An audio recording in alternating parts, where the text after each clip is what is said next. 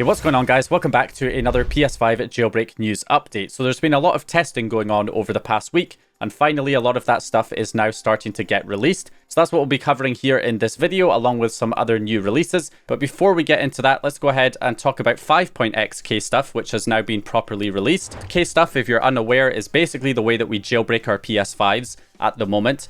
It's pretty much our kind of solution since we don't have a hypervisor exploit on these higher firmwares yet. So we use kstuff instead, which can allow us to run our PS4 fake packages, and in combination with ETA-hen and items flow, we can also run homebrew applications as well as our PS5 game dumps. So that is kind of the main jailbreak at the moment, and that's why this is such a big deal. So what we got here from EchoStretch is a new kstuff with firmware bypass for 3.xx, 4.xx, and 5.xx. Now this version is much closer to a final release. There may still be some bugs here or there, but this is much closer to a final release than previous test payloads that we've seen.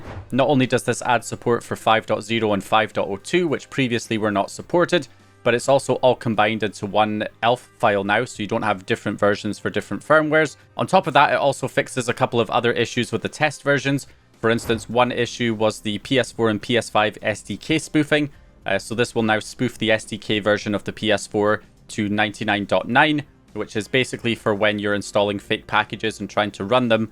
If the SDK version that the game requires is higher than the version your PS5 has, what it will end up doing is giving you an update prompt telling you to update your firmware when you go to launch the game, and it will not allow the game to launch. So that's now been patched so that you will no longer get that message when running your PS4 games. Not only that, but it does the same thing with the PS5 version, which is for when you're running your disc PS5 games, so that you also do not get that update prompt, which could cause you to accidentally update your firmware, for instance. So that's now been added into this version of kstuff as well, so you'll no longer have that issue. It did require a separate spoofing payload previously, but that is no longer required with this version. Although with ETA-hen, there is a test build of ETA-hen at the moment, which uses, I think, some of the older versions of kstuff. It will probably get updated, but if you're still using that version, there was actually, I believe, a plugin version of the spoofer that was added to spoof your PS4 SDK version to 99.9, so you can add that plugin with ETA-hen if you are using that version on your 5.x firmware right now. But ETA-hen has not had an official release yet to include 5.x support, only test versions at the moment. So another issue that's been resolved in this new kstuff build is that with 5.x again, there was an issue sending the kstuff payloads using traditional payload injectors like Netcat GUI, to the point where Al-Aziv actually went ahead and created a new payload injector. There's a Android version and a Windows version that you can use. So you can use that one to send those older kstuff payloads if you're still using those. This new version that EchoStretch has just released should be able to be sent using older payload injectors too. So as always, I would recommend just waiting for kstuff to get properly added to the main exploit hosts so that you can just load them from there. Same with ETA-hen. Just wait for everything to be complete. That is the easiest thing to do. But if you want to be able to load it right now on your 5.x console, I'll show you how to do that real quick, because at the moment it's recommended to use Spectre's host because it has an updated version of the ELF loader that can be used to run this version of kstuff, whereas the other exploit hosts that are still using the older ELF loader will not be able to load this. So at the moment you should use es7in1.site, which you can load from, of course, the user guide if you have Nomadic's DNS enabled, and then from there you can make sure you're on the UMTX option. And from there you can load Spectre's host. So Spectre's host, it's pretty bare bones. It just runs the ELF loader, but it's the newer version of the ELF loader that you can use to then send this kstuff payload, which you can send using your normal payload injectors. I'm just using the new one here from Al-Aziv to inject the payload. And once it's loaded, I can then run my PS4 fake packages. So moving on from 5.x, what about 6.x and 7.x firmwares getting access to kstuff?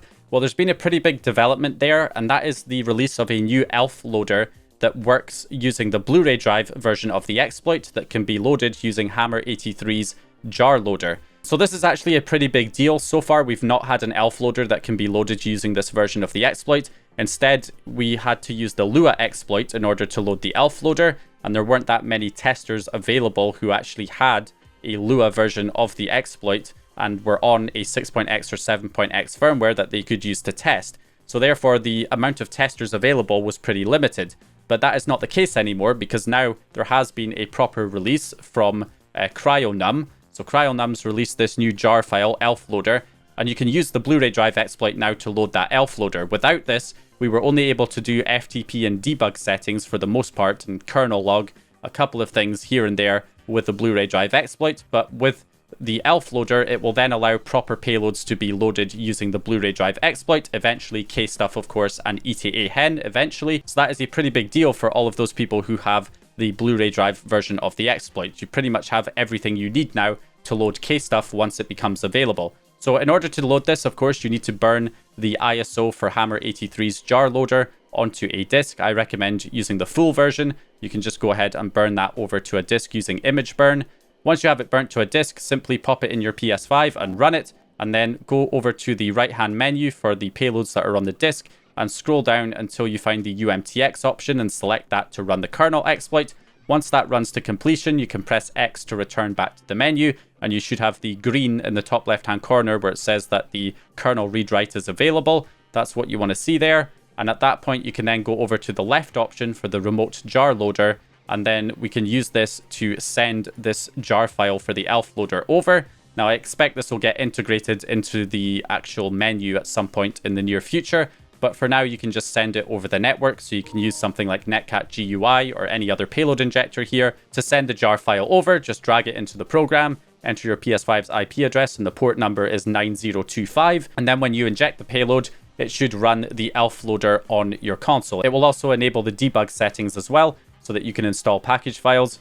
So once we have that loaded, we can then follow up with sending any other additional payloads like the FTP payload or web server payload, although these need to be the newer versions that work with the updated ELF loader. So it shouldn't be understated how important this is. Now that we actually have a working ELF loader using the Blu-ray drive version of the exploit, that will allow for a lot more testers on these firmwares for testing and getting support for 6.x and 7.x. So the fact that the Blu-ray drive exploit is now kind of on the same page in terms of functionality as the Lua version of the exploit is fantastic. So that's what we want to see, so that everybody can take advantage of kstuff and ETA-hen once they become available for those firmwares. Another couple of things to mention, we also got the release of a new avatar changer from Lappy for the PS5. This was also released on PS4 a couple of weeks ago, but it's now also available here on the PS5.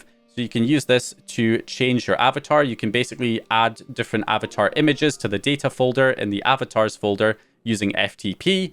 And then, of course, there's also a bunch of pre-made ones that you can select as well if you don't want to do that. So you can just open up the avatar changer and then select the avatar that you want to apply to your profile. Then I think you just hold down L2 and press X to apply it, and it will apply it to that account.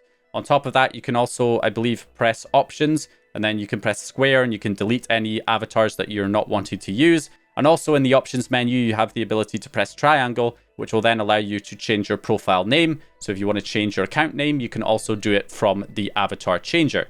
And in addition to that, it looks like FPKGi is being ported currently to PS5. It's not in a working state yet and there's no official release, but the developer has been creating new test builds specifically targeting the PlayStation 5. So that's its jokers. Hopefully we might see a FPKGi version come to the PS5 sometime in the near future as well. We're also seeing a lot of progress with 6.x and 7.x kstuff itself, with some of the payloads actually, getting to the point where they're running and not kernel panicking immediately, but when trying to run like a PS4 game, there's an error or it crashes. So there are still some issues there, but it looks like we are getting pretty close to 6.x and 7.x support with kstuff as well. So a lot of exciting stuff coming. So hope you guys enjoyed this video or found the information useful. If you did, please leave a like and subscribe. And as always, I'll hopefully see you guys in the next video.